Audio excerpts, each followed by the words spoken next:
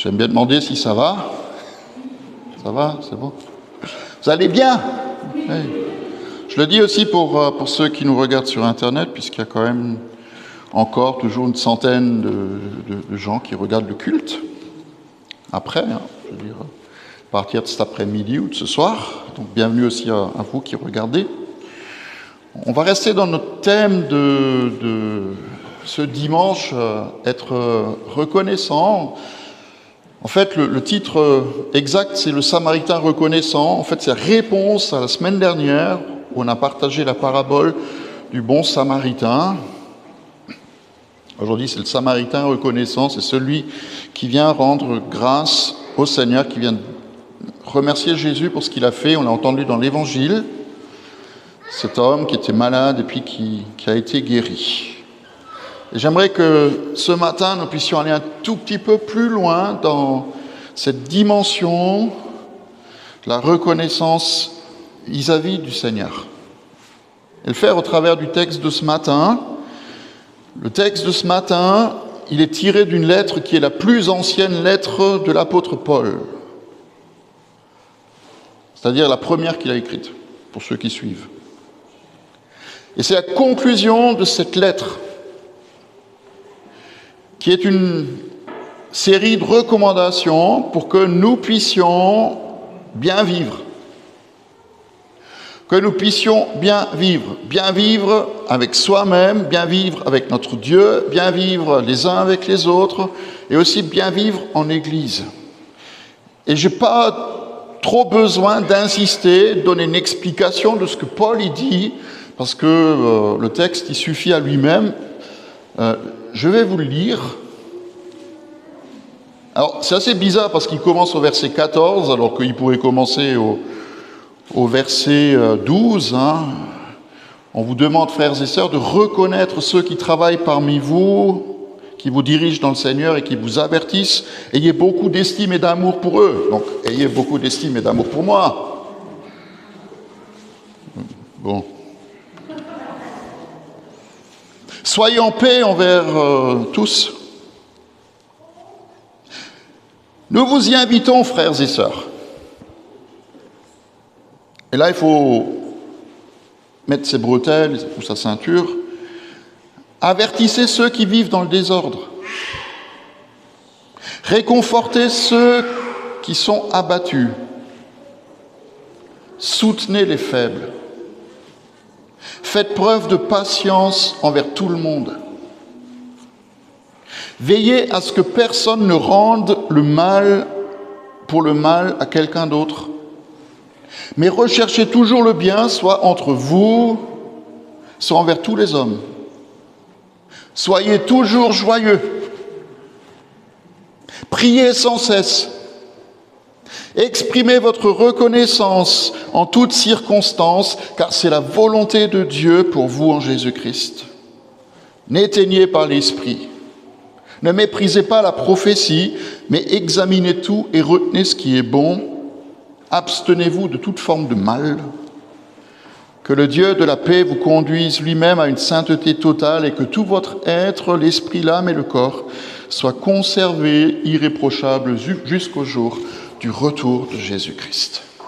Amen. Moi, j'ai envie de dire, c'est court, c'est net, c'est précis.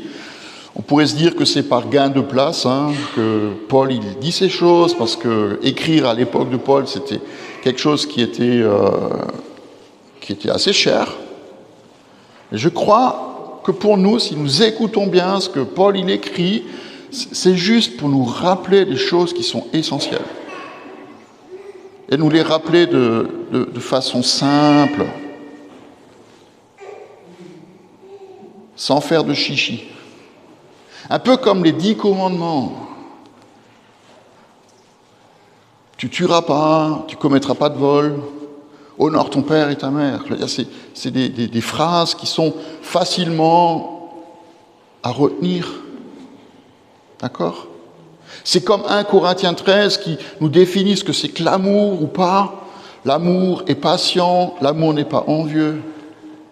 L'amour ne cherche pas son propre intérêt, mais l'amour supporte tout. Donc c'est juste des choses simples qu'on nous dit, qu'on nous rappelle. Et celui qui va nous aider à mettre tout cela en pratique, c'est le Seigneur. Et avec l'aide de son esprit, puisqu'il ne faut pas qu'on éteigne l'esprit, avec l'aide de son esprit, il va nous permettre de changer notre manière de vivre, notre manière d'être, notre manière de faire, notre manière de nous comporter les uns avec les autres. Michael, si tu veux bien, tu sors avec la petite. Merci. Tu reviens après. Hein.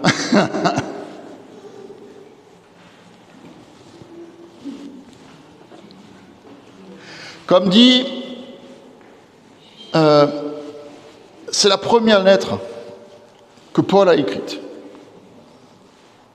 Mais il y a un verset dans la dernière lettre qu'il a écrite qui est un petit peu son testament, juste avant de mourir, où il dit la chose suivante: « Je suis persuadé que celui qui a commencé en vous ces bonnes choses va les rendre parfaites pour le jour où Jésus-Christ va revenir. »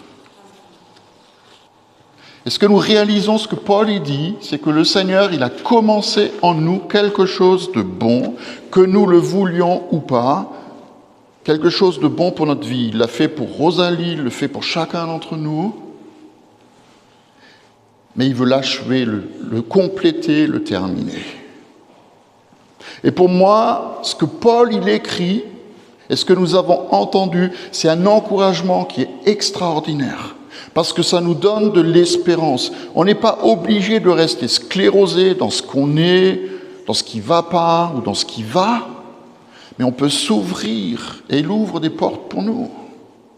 Dieu a commencé quelque chose en nous. Dieu a commencé quelque chose en moi et il a commencé quelque chose dans l'Église qu'il veut terminer. Parce qu'il est notre origine, je l'ai dit dans la prière tout à l'heure, et il est aussi notre destinée. Il va compléter ce qui nous manque si nous le laissons faire et si nous écoutons ce qu'il nous dit.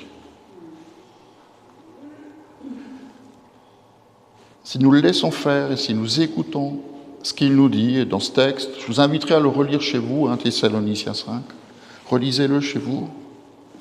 Dieu ne va pas nous achever, parce que, dans le mauvais sens du terme, mais il va nous compléter. Il ne va jamais nous démolir à cause de tout ce que nous aurions fait de travers ou des erreurs que nous pourrions faire, mais il va compléter le travail qu'il a commencé en nous. C'est juste une progression. Comme le dit notre ami Carlos Payan, on est en chantier. C'est comme l'Église, elle est en chantier, c'est pas encore terminé. Notre vie non plus, elle n'est pas encore terminée. Et c'est à nous, quelque part, de lui répondre en le laissant enlever de nous, de nos vies, de nos cœurs, de nos pensées, de qui nous sommes, tout ce qui ne ressemble pas, écoutez bien, tout ce qui ne ressemble pas à Jésus. C'est comme ça que Michel-Ange travaillait. Quelqu'un lui a demandé un jour comment il arrivait à tailler un lion dans un bloc de marbre. Un gros bloc, boum, puis il taille un lion là-dedans. Vous savez ce qu'il a répondu? Il a dit: j'enlève tout ce qui ne ressemble pas à un lion. J'enlève tout ce qui ne ressemble pas à un lion de ce bloc. C'est ce que le Seigneur il a envie de faire avec nous. Il veut nous modeler. Il veut nous modeler encore et toujours. Alors je reviens sur notre thème. C'est juste un verset, ou même 2 ou 3 versets. C'est être reconnaissant, être joyeux tout le temps, prier sans cesse. Vous savez que la reconnaissance, elle a un double sens. La reconnaissance, elle a un double sens. On reconnaît quelque chose qui est réel ou qui est vrai. Ok? Yo, Georges, j'ai failli pas te reconnaître, tellement t'as changé. Ou alors parce que t'as un masque. J'ai failli ne pas te reconnaître. Donc on reconnaît quelqu'un au travers de qui il est, de ce qu'il fait, de ce qu'il dit. Ou alors on reconnaît aussi qu'on est responsable de quelque chose. Je reconnais que je me suis trompé. D'accord? Qui de vous a déjà dit ça? C'est une parole qui est vachement difficile à dire. Hein. Je reconnais que je me suis trompé. Oh, ça demande une dimension de notre vie qu'on n'a pas toujours. Et puis il y a aussi cette dimension, on est redevable envers celui qui nous a fait du bien. C'est ça l'action de grâce, je dis merci pour ce que j'ai reçu. Et le contraire de la reconnaissance, c'est quoi? C'est l'ingratitude. C'est l'ingratitude. Frères et sœurs, moi j'ai envie de vous dire ce matin que la reconnaissance, ça devrait être un style de vie à adopter. Parce que ce qui va nous rendre forts dans les circonstances, parfois difficiles, ce ne sont pas notre capacité à nous à affronter les défis qui se dressent devant nous avec nos propres forces. Mais c'est sur la reconnaissance de ce que Dieu fait ou va faire pour nous et la reconnaissance de qui il est. Dieu agit. Et beaucoup plus que nous le pensons et même l'imaginons. Je suis parfois surpris d'entendre des gens me dire je ne peux pas vous raconter ce qui s'est passé parce que si je vous le raconte, vous allez me prendre pour un fou, vous n'allez pas me croire. Et ces gens, ils sont beaucoup plus nombreux que ce qu'on peut penser. Des gens qui font des expériences de la grâce de Dieu qui intervient dans leur vie. Et qui, quelque part, ils ne savent pas que c'est lui, mais ils reconnaissent des choses. Moi, je me souviens d'un de nos amis pasteurs qui, dans son église, il a laissé témoigner une dame. Il habite dans la capitale des pruneaux. Et il a laissé témoigner une femme qui ne pouvait pas avoir d'enfant et qui a parlé devant les gens, un peu comme moi ce matin, en tenant son bébé dans les bras. Et nous, on s'en souvient très bien, parce que c'est un témoignage qui était à la fois extraordinaire et en même temps, on était mort de rire après, pour une raison très simple. C'était une dame qui était africaine, et puis elle a dit je ne pouvais pas avoir d'enfant, puis le pasteur, il a prié pour moi, il a mis la dose, et moi, quelques semaines après, je suis tombée enceinte. Et juste préciser, parce que je suis sûr qu'elle voulait parler, en parlant de la dose, de la prière. Hein. Ok, non, pas autre chose. Hein. Mais pour nous, on était éclatés de rire. C'était extraordinaire, ce témoignage. Mais elle était tellement rayonnante, elle ne pouvait pas avoir d'enfant, mais le Seigneur a entendu sa prière. Et elle s'est retrouvée devant lui, devant le Seigneur, pour le lui présenter. C'est un cadeau que tu m'as fait. Ben, Dieu agit comme ça. Vous savez, quand on est dans la reconnaissance, dans les deux sens du mot, ça coupe l'herbe sous les pieds de l'ennemi de notre âme qui cherche à nous détruire et à nous rendre malheureux. Vous savez quelles sont ses armes préférées? C'est la peur de ce qui pourrait nous arriver, la peur de ce qui pourrait arriver à nos enfants, la peur pour l'avenir, la peur de tomber malade, la peur de perdre son job, peu importe.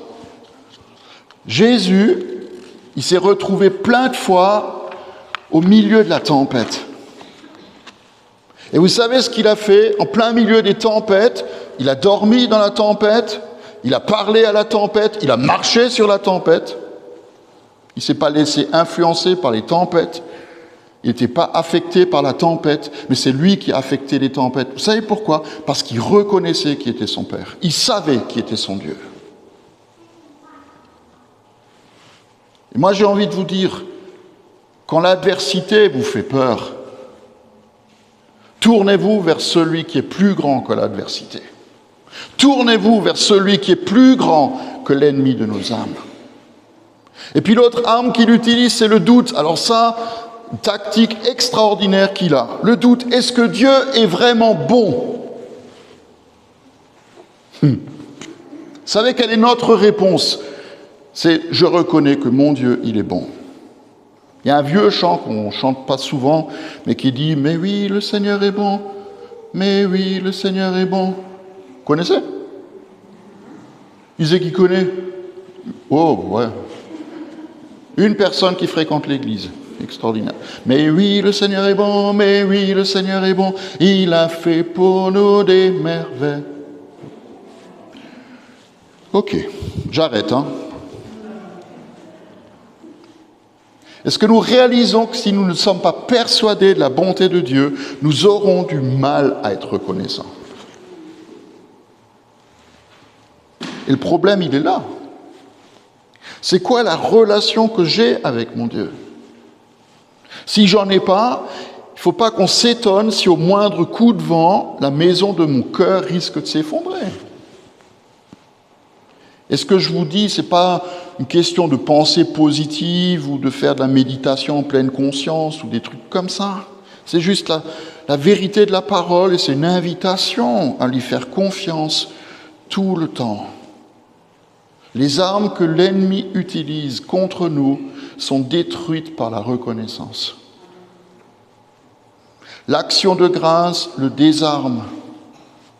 Parce que l'action de grâce et la reconnaissance, la joie et la prière sont les armes que Dieu met à notre disposition.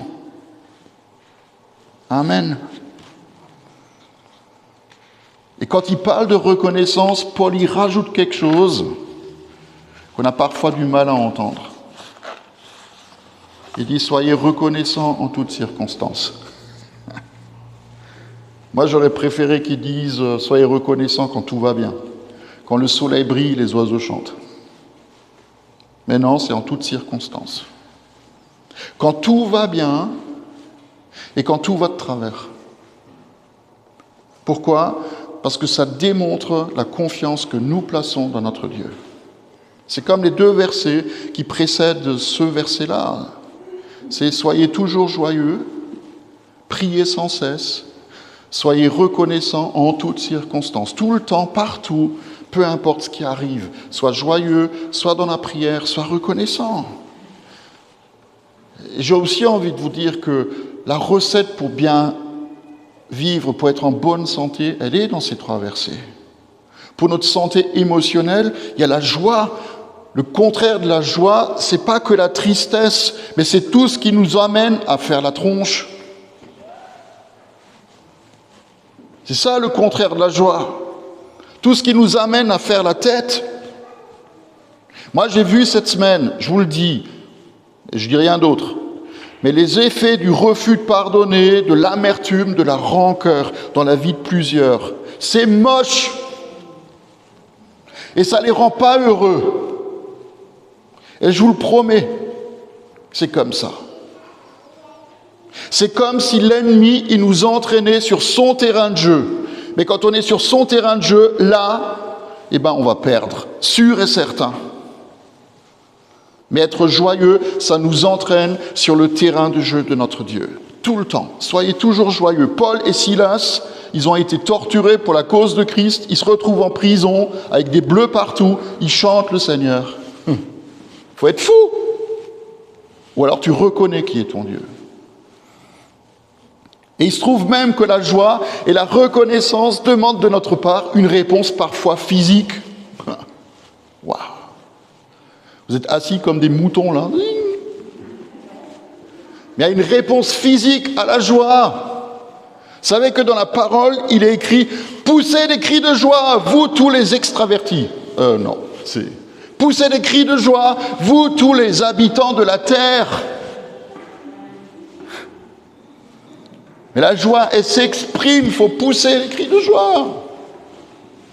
Ok ? Et moi, je suis persuadé qu'il y a quelque chose qui est transformé quand on obéit physiquement à ce que la parole nous demande.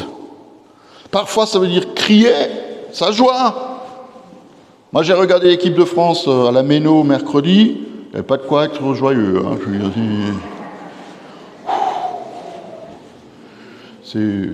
Et même quand ils ont marqué, le cri de joie, il s'est fait attendre parce qu'il fallait vérifier que le but soit validé. Hein. Donc. Mais quand tu es heureux, quand tu es plein de joie, tu cries. Pas seulement quand il y en a un qui marque un but. Mais parfois, ça veut aussi dire pour nous mettre à genoux, nous mettre même face contre terre devant le Seigneur. et la santé pour mon cœur quand je suis capable de prier sans cesse et de venir devant mon Dieu avec tous mes besoins.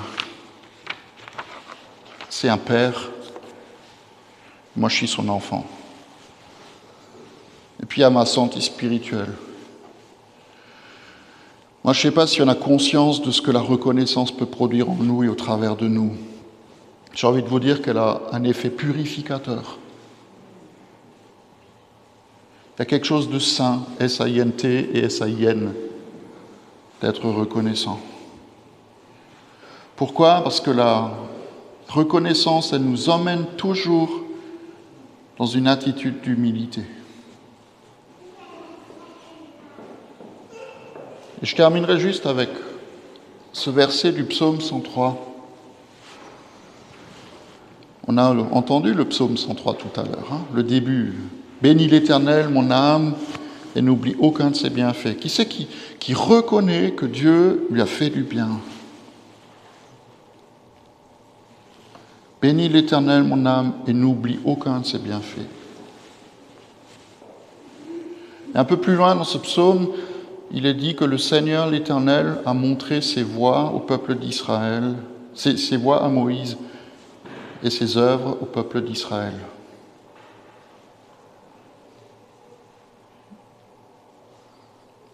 Il a montré ses voies à Moïse et ses œuvres au peuple d'Israël. On peut reconnaître Dieu au travers de ce qu'il fait ou fera encore pour nous. C'est ce que le peuple d'Israël a vécu. Dieu a fait pour nous des grandes choses. Mais on peut aussi, comme Moïse, le reconnaître pour qui il est. Et ce n'est pas la même chose. Si je me place devant lui dans une attitude de reconnaissance pour moi-même, pour ma famille, pour mes enfants, pour mon conjoint, pour mes parents, pour mes proches, pour mes amis, en reconnaissant qui il est et en lui rendant grâce pour ce qu'il fait, a fait et fera. Je me mets de son côté, et pas seulement pour un instant, mais pour toujours. Et je voudrais juste qu'on puisse se lever ensemble, prier ensemble.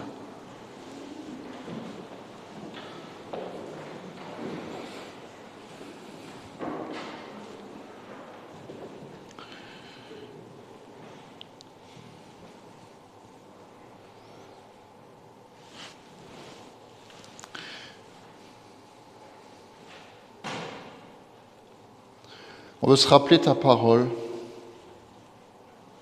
C'est une invitation, parce que je ne veux pas le prendre comme un ordre, même si on peut le comprendre comme ça. Mais tu nous dis dans ta parole, Seigneur, que nous devons être toujours joyeux. Alors aide-nous à l'être. Que nous devons prier sans cesse, parce que ça marque notre communion avec toi. Et que nous devons être en toutes circonstances reconnaissants, parce que c'est ce que tu veux pour nous en Jésus. Et on veut reconnaître devant toi que si nous sommes dans cette attitude-là, pour nous-mêmes et pour les nôtres, d'être dans la joie tout le temps, d'être reconnaissant tout le temps, et de tout le temps venir quand on a besoin, quand on manque, quand on est heureux dans la prière. Ça va changer les circonstances de nos vies.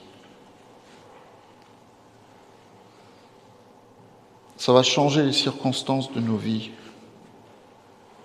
Ça ne veut pas dire, Seigneur, qu'on ne voit pas la réalité.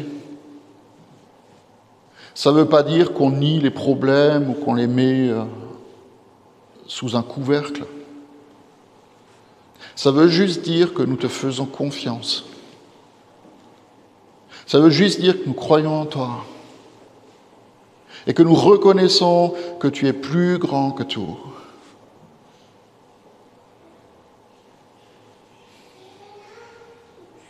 Moi, je prie que ton esprit vienne sur nous, que ton esprit qui nous permet de porter le fruit de la joie vienne en nous pour que nous soyons joyeux, même dans les circonstances parfois compliquées. Que nous puissions prier dans tous les sens du terme devant toi et que nous soyons reconnaissants pour tout ce que tu as fait, pour tout ce que tu fais et déjà à l'avance pour tout ce que tu feras encore. Parce que tu es notre Dieu et nous voulons être tes enfants. Merci d'étendre ta main sur chacun d'entre nous. Pas seulement sur Rosalie tout à l'heure, mais sur chacun d'entre nous maintenant. Que nos yeux se tournent vers toi. Que nos cœurs soient guéris par ta présence. Dans le nom de Jésus. Amen.